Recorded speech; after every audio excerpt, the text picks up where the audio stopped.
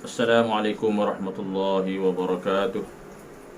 Ila hadratin Nabi Mustafa Rasulullah sallallahu alaihi wasallam, ila arwah muslimin wal muslimat wal mu'minin wal mu'minat wa alihi al-kiram wa ashabihi al-'izam. Bismillah. Lahumul Fatihah. A'udzu billahi minasy syaithanir rajim. Bismillahir rahmanir rahim. Alhamdulillahi rabbil alamin, arrahmanir rahim, maliki yaumiddin. Iyyaka na'budu wa iyyaka nasta'in. اهدنا الصراط المستقيم صراط الذين أنعمت عليهم غير المغضوب عليهم ولا الضالين.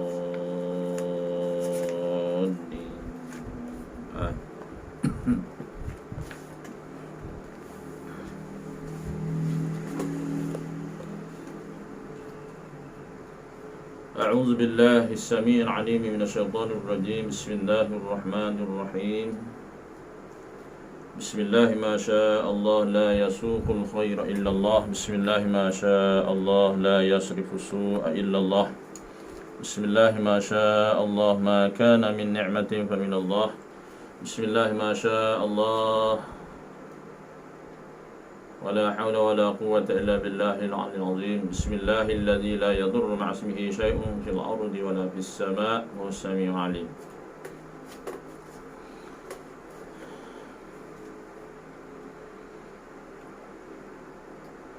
الحمد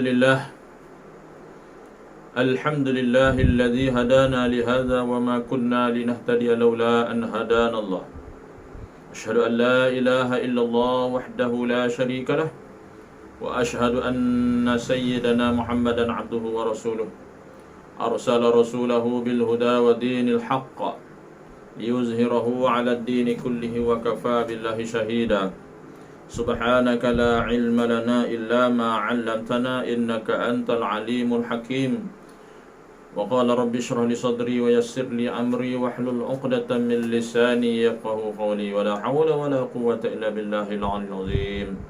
ولا حول ولا قوة إلا بالله العلي العظيم. ولا حول ولا قوة إلا بالله العلي العظيم. اللهم صل على سيدنا محمد الفاتح لما أغلق والخاتم لما سبق ناصر الحق بالحق والهادي إلى صراطك المستقيم وعلى آله وصحبه حق قدره ومقداره العظيم. الصلاة والسلام عليك يا سيدي يا رسول الله. خذ بيدي قلت حيلتي أدركني. اللهم صل وسلم على سيدنا محمد كريم الآباء والأمهات. قال الله تعالى في كتابه الكريم: أعوذ بالله من الشيطان الرجيم. إن الله وملائكته يصلون على النبي يا أيها الذين آمنوا صلوا عليه وسلموا تسليما. صدق الله العظيم. اللهم صل على سيدنا محمد وعلى آل سيدنا محمد. Yang saya hormati lagi dikasihi Tuan Pengurusi Masjid di malam pengusi yang dimuliakan Al-Fadil Tuan-Tuan Imam, Tuan Bilal, Tuan Dahari, Tuan Sia, pegawai masjid dan seluruh ahli jawatankuasa masjid, muslimin dan muslimat, mukminin dan mukminat, hadirin hadirat sidang jemaah rahimakumullah. Apa khabar semua tuan-tuan dan puan sekalian? Alhamdulillah, semoga kita diberi kesihatan dan selamat daripada penyakit, insya-Allah. Sama-samalah kita memperbanyak istighfar, berdoa, berzikir, berselawat. Cubalah istiqamah selawat 1000 kali sehari, selawat kepada Rasulullah sallallahu alaihi wasallam. Maka insya-Allah syafaat menjanjikan kita mendapat syafaat Nabi, selawat 1000 kali sehari, insya-Allah. Masa inilah masa PKP ni, di rumah inilah masa inilah kita nak baca kitab. Bolehlah kita baca kitab-kitab tentang korban bulan Zulhijjah ni. Tak lama lagi 1 hingga 9 Zulhijjah tu kita disunatkan berpuasa hari Arafah tu, hari Tarwiyah. Maknanya ada yang rajin berpuasa 1 hingga 9 Zulhijjah. Okey. Apapun yang berlaku, apapun yang terjadi, maka hendaklah kita sentiasa redha kepada Allah. Jangan sesekali kita mengeluh, kerana bila kita mengeluh, kita seolah-olah kita protes Allah. Ingat tuan-tuan, jaga akidah kita. Apa yang berlaku ini adalah ujian daripada Allah SWT. Allah nak uji kita, iman kita. Jadi memanglah sebut sabar, redha ni memang mudah tapi nak laksanakan payah, tapi kita cuba-cuba amalkan insya-Allah. Mana kita belajar akidah ni, mana untuk mantapkan lagi keimanan kita, ketakwaan kita kepada Allah Subhanahu taala. Alhamdulillah. Syukur pada Allah kita diberi masa kesempatan untuk masih lagi kita bersama-sama dalam kuliah maghrib pada malam ini dengan membaca kitab Aqidah Islamiah, jilid yang kedua, Jabatan Agama Islam, Jabatan Muslim ke-9. Baik tuan-tuan dan puan-puan, muslimin muslimat sekalian, insya-Allah kita sambung pengajian kita. Boleh buka kitab, muka surat 167, masih lagi kita sambung. Hari itu kita dah habis dah sifat ma'nawiyah. Baik, hari ini kita sambung tajuk baru, iaitu persoalan tentang Al-Quran atau kalamullah, kalam suci Allah Subhanahu wa taala itu makhluk. Okey. Ingat tuan-tuan, segala apa yang baru tu semua adalah ciptaan Allah SWT, dikatakan makhluk lah. Al-Khaliq Allah SWT. Okay. Semoga Allah memberkati tuan-tuan guru kita semua. Allahumma amin. Qala musannifu wa nafa'ana bi'ulumihi fid dharain amin ya rabbal alamin. Baik. Bismillahirrahmanirrahim. Sebagaimana yang dinyatakan, sifat kalam yang diperkatakan, yang diperbahaskan oleh golongan ahli sunnah wal jamaah adalah sifat yang azali. Kita ulang, sifat kalam ni diperkatakan oleh ahli sunnah wal jamaah, itu kalam ni perkata Allah SWT ni perkata, berkata-kata Allah SWT, maha berkata-kata, maksudnya adalah sifat azali yang ada pada Allah Subhanahu wa taala. Maknanya setiap azali lah. Maknanya sejak wujudnya Allah SWT, itulah sifat-sifat Allah. Mana tidak ada yang didahului dengan tiada. Tadi orang tanya bila Allah wujud, jangan tanya bila lah. Tidak ada bila bagi Allah. Bila ni kita makhluk bila. Bila di mana, Allah tidak ada. Tidak boleh tanya bila. Mana Allah azali lagi. Maknanya tidak ada masa. Tak tahu bila. Maknanya dia sedia. Bila dia sedia ni maknanya tidak adanya Allah SWT tu tidak dijadikan. Adanya Allah SWT qidam, sedia. Sedia maknanya tidak didahului dengan tiada. Kalau didahului dengan tiada, pasti ada yang mendahuluinya, itu penciptanya. Jadi Allah tidak demikian. Makhluk ya lah. Okay? Jangan tanyalah bila. Okay? Jangan tanya bila Allah ada, jangan tanya di mana Allah. Jadi itu semua nak menempatkan Allah tu. Okay? Kita ingat Allah tu tidak bermasa, Allah tu tidak di atas, tidak di bawah, tidak di hadapan, tidak di belakang, tidak di kanan, tidak di kiri. Mana atas, bawah, depan, belakang, kiri, kanan tu tempat.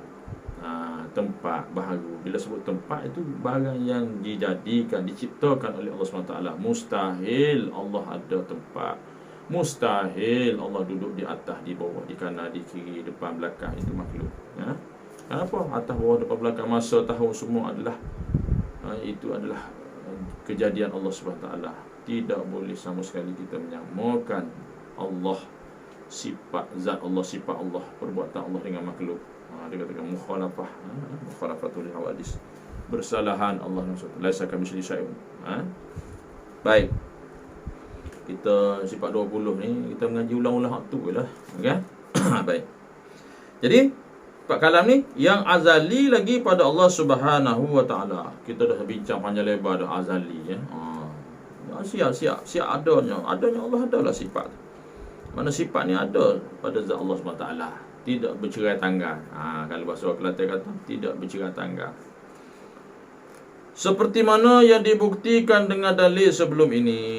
Dalil sifat kalam boleh tengok balik belakang lah. Okey. Kalam Allah, kalam Allah berkata-kata Allah terpuasa pada perkata Allah SWT tanpa huruf. Allah tak berkata. Kita berkata tanpa huruf.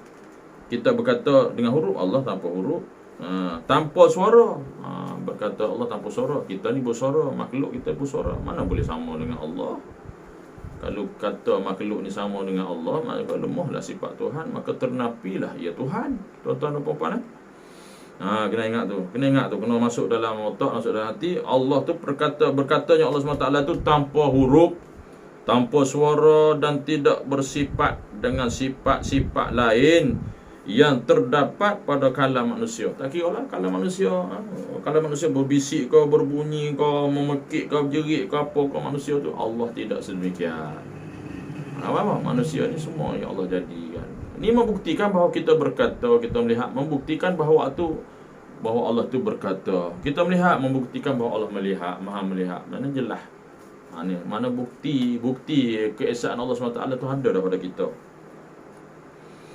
Tegahnya di sini, sifat kalam ini dari segi bahasa mempunyai dua maksud serentak. Dua ni maknanya dua maksud serentak. Iaitu yang pertama, idea yang ada dalam diri atau fikiran yang boleh diterjemahkan dengan lafaz. Bakalan boleh diterjemahkan dengan lafaz. Inilah maksud kata-kata Sayyidina Umar Al-Khattab radhiyallahu anhu di Dewan Bani Sa'diyah ketika perhimpunan untuk memilih khalifah selepas Rasulullah sallallahu alaihi wasallam wafat. Katanya, kata-kata Sayyidina Umar, terdapat kata-kata dalam diriku, begitu juga kata-kata al-ahtul yang menyatakan bahawa kalam itu dalam hati dan lidah hanya sebagai penterjemahan. Mana kata-kata dalam hati, berkata-kata dalam hati, bisikan-bisikan hati tu, kata-kata dalam hati tu tak bersuara. Kita lapah apa yang terbuku dalam hati tu lapah, itu kata-kata diterjemahkan dengan lidah. Itu maksud dia lafaz. Mana kata-kata yang tak bunyi dalam hati. Kalau kita tak panggil apa, dia panggil niat dalam hati. Lintasan niat tu, kata-kata dalam hati lah tu, tuan-tuan. Yang kita lapas, kita sebut ni, maknanya mulanya daripada hati, kita lapas. Okey. Maknanya dikatakan lapas ucapan kita tu. Baik. Yang kedua dia kata ni, lapas yang menterjemahkan maksud yang ada dalam diri atau fikiran. Ada dalam fikiran kita, dalam diri kita. Dengan ini barulah dapat dikatakan bahawa kata-kata itu jelas, terang dan lancar. Jadi jelas kan? Maknanya sekali, mana apa lintasan kata dalam hati kita lapaskan. Biasanya macam itulah. Baik. Setelah memahami pengertian ini, maka sayugia diketahui bahawa Allah Subhanahu Taala bersifat dengan kalam berdasarkan ijma' ulama. Mana? Ijma' sepakat ulama. Petikkan kata-kata para nabi alaihi wassalatu wassalam secara mutawatir menyatakan Allah Subhanahu wa taala berkata-kata serta pasti pernyataan tersebut mustahil tanpa wujudnya sifat kalam pada Allah Subhanahu wa taala. Okey. Mustahil lah Allah ada tapi tak berkata kan. Inilah pendapat ijma' yang tiada seorang pun berselisih pendapat tentangnya dalam kalangan orang Islam. Jelas. Akan tetapi golongan Mu'tazilah ni satu golongan yang bercanggahlah dengan Ahlussunnah wal Jamaah. Mu'tazilahnya banyak lagi lah, Khawarihnya, Qadariyah, Jabariyah, macam-macam lah firqah-firqah yang keluar yang selain daripada Ahlussunnah wal Jamaah. Lepas tu yang lain firqah-firqah lainnya kita jangan cepat nak mengkafirkan dia orang. Kalau jelas kafir tak apalah. Ini tak jelas kafir, kita kata kafir balik kat kita balik. Jadi kalau kita kata sesat tu tak apalah. Golongan Mu'tazilah menafsirkan kalam Allah Subhanahu taala yang disepakati ulama Islam ini sebagai suara dan huruf. Dia kata tu, dia tu berbeza dengan kita tu. Dia kata suara ni dengan huruf yang dicipta oleh Allah Subhanahu taala pada yang lainnya Allah Subhanahu taala. Seperti Lauh Mahfuz, Jibril dan lain-lain. Berdasarkan tafsiran ini, maka kalam Allah SWT adalah baharu dan tidak qadim. Dia kata gitu. Mereka seterusnya tidak mensabitkan sesuatu sifat yang lain kepada Allah SWT atas nama kalam selain suara dan huruf tersebut. Bahkan mereka menafikan kalam sebagai sifat qadim yang ada pada Allah SWT. Situ gelinci dia kata. Kita sifat kalam Allah ada pada Allah SWT. Ni dia dah pisahkan sifat kalam ni lain. Berdasarkan pandangan ini, mereka menyatakan bahawa Al-Quran adalah makhluk. Berat. Ya. Adapun pendapat golongan majoriti ulama Islam, iaitu golongan ahli sunnah wal jamaah, ini pegangan kita, menyatakan bahawa huruf dan suara yang menterjemahkan maksud kalam Allah itu menterjemahkan maksud kalam Allah SWT itu memang tidak diragui baharunya, dan dinamakan kalam, dia panggil kalam lafaz, kalam lafaz, kalam lafzi, dia panggil kalam lafzi. Di samping itu mereka tetap mensabitkan sifat kalam yang azali. Nampak? Azali pada Allah SWT. Beza dengan Mu'tazilah tadi. Di samping itu mereka tetap mensabitkan kalam Allah yang azali pada Allah SWT, yakni kalamnya Allah yang diterjemahkan dengan lafaz tersebut. Ia lain daripada sifat ilmu dan iradah kehendak. Ia merupakan sifat yang tersedia untuk diucapkan oleh orang lain sebagai suruhan, larangan, pemberitahuan dan janji baik dan buruk, seperti mana yang dihuraikan sebelum ini. Baik. Allahumma salli ala sayyidina Muhammad wa ala ali sayyidina Muhammad. Baik. Sebahagian ahli sunnah wal jamaah memetik kata-kata Imam Ahmad yang menyatakan bahawa huruf dan suara Al-Quran itu qadim, sedia. Begitu juga pendapat pengikutnya dalam kalangan bermazhab Hambali, dan pendapat Imam An-Nasafi dalam bukunya Tabsirah Al-Adillah, Tabsiratul Adillah,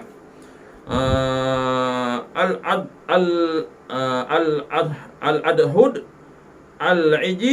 Al-Iji dalam bukunya Al-Mawaqif memetik kata-kata golongan mazhab Hambali bahawa kalam Allah SWT itu terdiri daripada huruf dan suara. Ini ada berlaku perbincangan sini, khilaf. Kedua-duanya qadim dan ada pada Allah Subhanahu Taala. Sedia. Bahkan dalam golongan ini terdapat pula yang berlebih-lebihan menyatakannya secara jahil bahawa kulit dan sarung Al-Quran juga adalah qadim.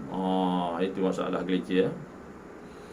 Pendapat ini tentulah salah sama sekali, kerana setiap huruf terhasil selepas yang lainnya. Ada dia kata sarung Quran, ada kulit dan sarung lain, berat. Justru itu ia ada permulaan dan bukannya qadim. Begitu juga perkataan yang terhasil daripada rangkaian huruf tersebut. Baik. Walau bagaimanapun, Imam Ibn Taymiyah menyangkal kata-kata ini sebagai pendapat Imam Ahmad atau seorang daripada sahabatnya. Beliau berkata, siapa yang menyatakan bahawa suara pembaca Al-Quran dan dakwah mushaf itu qadim, dia salah dan sesat. Tiada seorang pun dalam kalangan sahabat Imam Ahmad dan lainnya yang menyatakan demikian. Itu pendapat Imam Ibn Taymiyah. Sementara pendapat yang dipetik daripada mereka yang menyatakan bahawa Al-Quran itu ialah suara yang didengar daripada pembacanya dan dakwah yang ada dalam mushaf adalah qadim, merupakan satu pendustaan yang direka-reka. Ia tidak pernah diperkatakan oleh Imam Ahmad, malah tidak terdapat dalam mana-mana nas Imam Ahmad dan para sahabatnya.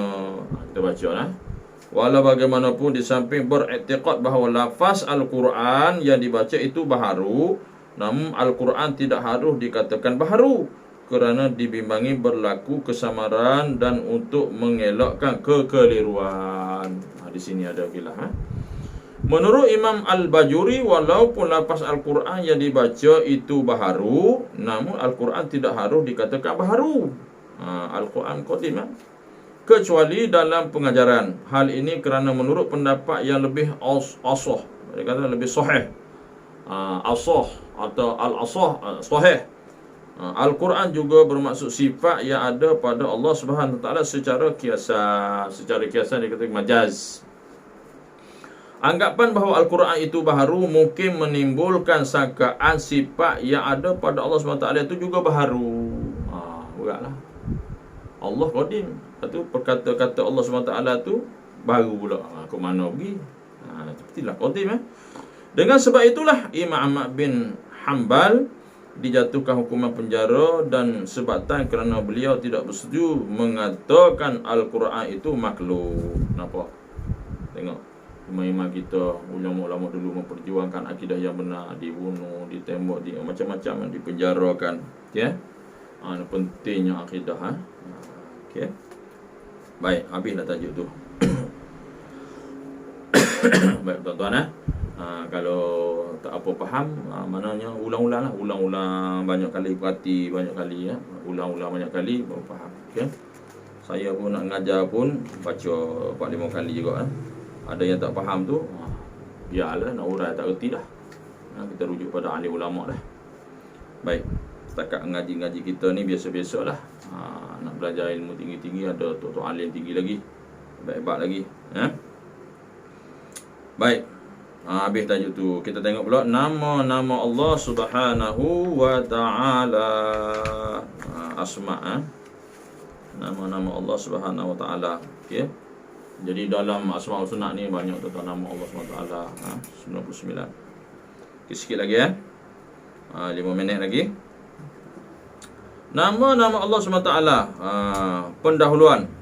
Di dalam Al-Quranul Karim, Allah SWT menyatakan bahawa sesungguhnya Dia, yakni Allah, mempunyai nama-nama yang baik atau mulia dan menyuruh manusia berdoa kepadanya dengan nama-nama tersebut. Ada orang tanya macam-macam. Nama Allah kenapa 99? Mana lagi 100? Ada kata orang 100 tu Allah, macam-macam lah. Sebab apa kita letak 99 nama Allah? Kita Allah tu ganjil. Jadi nama pun kena ganjil juga. Okey. Baik. Kalau dalam hadis saya baca, siapa yang hafal Asmaul Husna tu, maknanya satu, orang kata, satu kehebatan dan keajaiban. Dan orang yang mati dalam keadaan boleh menghafal Asmaul Husna pun ada juga ya pendapat dikatakan dijaminkan syurga. Okey. Banyaklah untuk mengelakkan gangguan, untuk rawat jiwa, bacalah Asma' Husna yang kita biasa dengar tu kan. Nas'aluka ya man huwallah alladzi la ilaha illa huwar rahmanur rahim. Baca sampai habis hafal itu bagus tu, anak-anak tahfiz duk baca tu, terang hati, terang fikiran mengelak daripada gangguan jin dan syaitan. Sebab nama-nama Allah nak Asma' Husna banyak untuk menyembuhkan penyakit. Banyak nama-nama Allah. Ada yang mendapat Ya Dar, baca 1000 kali sehari untuk menyembuhkan penyakit. Ya Dar, yang mudarat. Untuk kuat Ya Qahar. Kalau Tariqah Ahmadiyah, untuk lembut hati kita, untuk kita mohon pada Allah SWT agar segala permintaan kita dimakbulkan. Salah satu zikir itu Ya Latif ataupun Al-Latif. Lepas sejak solat baca Al-Latif 129 kali ataupun satu hari itu Ya Latif, Ya Latif, Ya Latif, Ya Latif. Allah Maha Lembut. Zikir, cubalah. Okay? Maknanya zikir dengan nama Allah. Kalau berdoa pun kata ulama, disela-seli dengan nama-nama Allah SWT, mustajab doa. Sementara hadis yang sahih pula, Rasulullah sallallahu alaihi wasallam sabda, Allah SWT mempunyai 99 nama. Dan sesiapa yang menghitungnya akan masuk syurga. Nampak? Siapa yang menghitungnya masuk syurga. Hafal dia, baca. Okay. Dalam hadis At-Tirmizi dan Ibnu Majah terdapat seorang perawi yang menyatakan nama-nama tersebut. Berikut kemukakan nama-nama Allah SWT yang baik. Dia panggil Asmaul Husna tu, nama-nama yang baik atau mulia ini dari aspek makna, dalil, hukum, hakam. Ada juga orang guna nama-nama Allah, nama Allah tapi tak boleh ambil terus lah. Jabar tak boleh lah, kena buat Abdul. Tak boleh nama ambil direct nama Allah, kena buat Abdul ke Muhammad ke, Muhammad Qahar ke, Abdul Qahar ke. Jangan tu ambil nama Qahar, jangan ambil nama Allah terus, tak boleh. Rahman, Rahim tak boleh, boleh Abdul Rahman, Abdul Rahim. Okay? Maknanya hamba, Abdul tu hamba yang pemurah, hamba yang gunakan nama lain di depan. Jangan tu direct nama, ambil nama Allah terus. Boleh. Okey. Nama-nama yang merangkumi sifat-sifat nama Allah SWT yang teragung di samping penjelasan tentang pengertiannya dan kesannya dalam kehidupan manusia. Nama yang sinonim dengan kita apa dia tuan-tuan? Allah lah. Di mana Allah Muhammad. Allah Muhammad tu tak boleh nak pisahkan nama tu. Allah Muhammad. Baik tuan-tuan. Pengertian, kita baca sikit lagi. Pengertian nama-nama Allah SWT merupakan nama khas dan sifat-sifatnya Allah SWT. Contohnya Al-Aziz. Al-Aziz maksudnya Tuhan yang Maha Kuasa. Sebab tu kalau kita tak boleh guna nama Aziz saja, kita guna nama Allah pun tak boleh, kena buat Abdul Aziz. Abdul Aziz mana hamba Allah yang berkuasa. Tukar Abdul Aziz. Tak boleh Aziz. Al-Aziz nama Allah yang berkuasa. Manusia pun kuasa sama macam dengan Tuhan ke? Tak boleh. Baik. Ia nama bagi Allah SWT dan juga sifatnya Allah SWT lah. Adanya pengertian sifat pada mana-mana nama-nama tersebut tidak menafikannya sebagai nama khas berbanding dengan sifat manusia yang berlainan daripada nama khasnya. Kesimpulannya, berdasarkan penjelasan tersebut, nama-nama Allah SWT merujuk kepada zat dan sifatnya yang serentak. Setiap nama tersebut merupakan kata terbitan daripada kata dasarnya. Contohnya Al-Karim daripada perkataan Al-Karamu. As-Sami daripada perkataan terbitan As-Sam'u. As-Sama'. As-Sama'. Kedua-duanya bermaksud sifat yang maha mulia dan sifat maha mendengar Allah SWT. Nampak? Begitu juga dengan setiap nama Allah SWT yang lain menunjukkan kepada makna yang tersendiri. Dan kesemuanya merupakan sifat-sifat pujian dan kesempurnaan Allah Subhanahu wa ta'ala. Nama-nama Allah SWT ini dikatakan Al-Husna. Nama yang bererti baik atau mulia kerana kesemuanya menunjuk kepada zat diri Allah SWT yang paling baik dan termulia. Nama banyak, Nabi pun nama banyak, Allah pun nama banyak. Nak mencatatkan, kata ulama, banyak gelaran, banyak nama tu bermakna itu perkara yang hebat lah. Itu sesuatu yang hebat. Allah hebat. Nabi Muhammad pun nama banyak juga. Maknanya banyak nama ni maknanya hebat lah. Di sisi Allah SWT ya. Menurut Al-Fakhrur Razi, Fakhrur Razi ni dalam kitab Tafsir Al-Kabir oleh Fakhrur Razi ya. Baik, jilid 15 muka surat 66 nama-nama Allah SWT merangkumi dua perkara. Nama-nama Allah SWT ni merangkumi dua perkara. Ni mukaddimah. Yang pertama, tidak bergantung kepada yang lain. Dan yang kedua, yang lain bergantung kepadanya. Dua lah. Mana satu tidak bergantung kepada yang lain, dan yang keduanya yang lain bergantung kepadanya, kepada Allah Subhanahu wa ta'ala. Okey. InsyaAllah tuan-tuan, kita berhenti setakat dulu. InsyaAllah kita sambung lah. Sikit-sikit cukuplah tuan-tuan memenuhi waktu manfaat waktu maghrib ni. Maknanya InsyaAllah kita duduk dalam majlis ilmu, lemuk hati kita, murah rezeki kita, berkat kita, iman kita bertambah, takwa kita bertambah, InsyaAllah. Faham tak faham itu kerja Tuhan. Yang penting kita mengikuti majlis ilmu supaya kita tidak sunyi daripada menuntut ilmu. Mana masukkan ilmu-ilmu, mana bertambah iman takwa kita. Inilah saham akhirat kita, InsyaAllah. Okey. Baik, ilmu-ilmu inilah yang menjadi teman kita, menjadi pembela kita di akhirat nanti, InsyaAllah ta'ala. Yang baik daripada Allah SWT, yang lemah, yang kurang daripada kelemahan diri saya sendiri. Saya mohon ampun kepada Allah SWT dan mohon maaf kepada tuan-tuan dan muslim sekalian salah silap. Manusia dan biasalah manusia ni, saya ni yang banyak silap, yang banyak dosa, yang jahil ni, banyak kekurangan. InsyaAllah saya pun belajar macam tuan-tuan juga, InsyaAllah. Jadi InsyaAllah kita berhenti takat tu tuan-tuan. Muka surat 1-3 tanda lah. Kita akan sambung akan datang dalil Al-Quran dan Al-Hadis. Akan datang dalil Al-Quran dan Hadis tentang nama Allah SWT. Lebih hafal lah, ajar diri kita, anak-anak kita supaya hafal lah. Amalkan zikir Asma' Sunnah ni, baca pagi dan petang, naik kereta ke, pasang dalam kereta keset-keset nasib, baca Quran, Asma' Sunnah, barulah berjalan kita selamat ni nyanyi macam-macam lagu dalam kereta, betul macam mana nak selamat kita lalai daripada Allah SWT contoh. Okey, wallahu alam. Kita tangguh majlis kita dengan tasbih kafarah dan suratul asr. Subhanakallahumma bihamdika asyhadu an la ilaha illa anta astaghfiruka. Bismillahirrahmanirrahim. Wal 'asri innal insana lafi khusr illa alladhina amanu wa 'amilus solihat wa tawassaw bil haqq wa tawassaw bis sabr.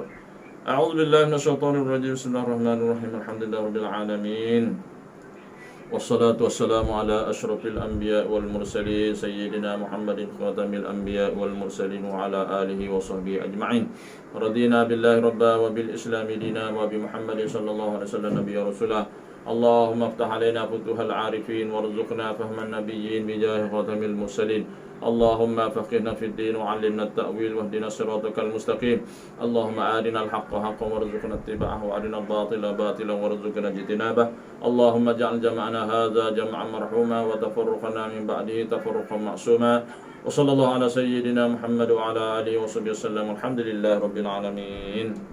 تقبل الله منا ومنكم تقبل يا كريم. هذا بالله التوفيق والهداية. السلام عليكم ورحمة الله وبركاته.